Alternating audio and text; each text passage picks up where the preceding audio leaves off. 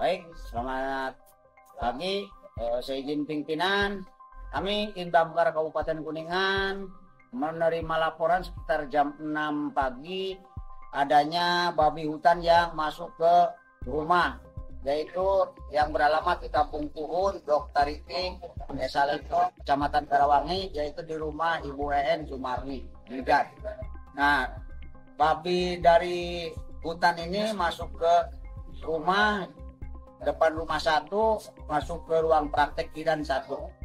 Kebetulan kami juga diterima laporan dari Bapak Kasipem Desa Purwasari, Bapak Suganda, langsung menuju ke TKP. Alhamdulillah babi kedua-duanya bisa kami evakuasi dan kami tangkap, langsung dibawa ke Mako untuk diamankan. Demikian laporan pagi ini. Terima kasih.